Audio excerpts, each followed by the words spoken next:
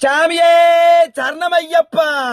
சபரிமலை ஐயப்பன் சாமியை கும்பிட்டுட்டு குத்தாலத்துல உங்க சட்டியை அவுத்து போட்டுட்டு ஐயப்பன் சாமி வீட்டுக்கு போய் சொன்னாரோ மாலை போட்ட ஒரு சில சாமியோல ஒரு ஒழுக்க வேண்டாமா சாமி கேக்கே. இது என்னது மாதிரி சாமி லைனா கிடக்கு. குத்தாலத்துக்கு குளிக்க வந்தியலா இல்ல இந்த மாதிரி சட்டியை அவுத்து போட்டு வீட்டுக்கு போகலான்னு வரீங்களா? ஏன்னா உங்க சட்டி என்ன நினைவு சின்னமா அவுத்து அவுத்து தொங்க போட்டிருக்கிய கீழே ஃபுல்லா அதான் கிடக்கு.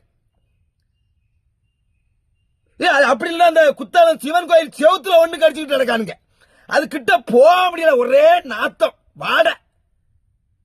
இந்த மாதிரி மாலை போட்டு பண்ணினீங்கன்னா ஐயப்பன் அருள் கிடைக்காது, பீடை தான் உங்க கூட வரும். பீடை நீங்க அந்த மாதிரி அநியாயம் பண்ணுதீங்க.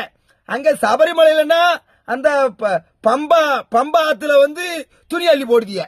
ராமேஸ்வரம் போனா அங்க பாலத்துல நின்றுட்டு கடலுக்குள்ள துணி அள்ளி போடுதீங்க. இப்ப குத்தாலத்துல இந்த அநியாயம் பண்ணுதீங்க. சாமிய மாலை போட்ட ஒரு சில சாமியெல்லாம் ஒழுக்கமா ஒழுக்கமா போங்க. உங்க சட்டியை அவுத்து போட்டு போற இடம் கிடையாது இது. நல்லா தெரிஞ்சுக்கிடுங்க, இது நல்லதுக்கு இல்ல.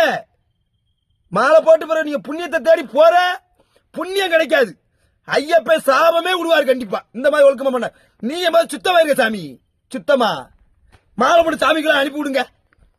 ஒழுக்கம் கட்டு போய் அலைதாங்க ஒரு சில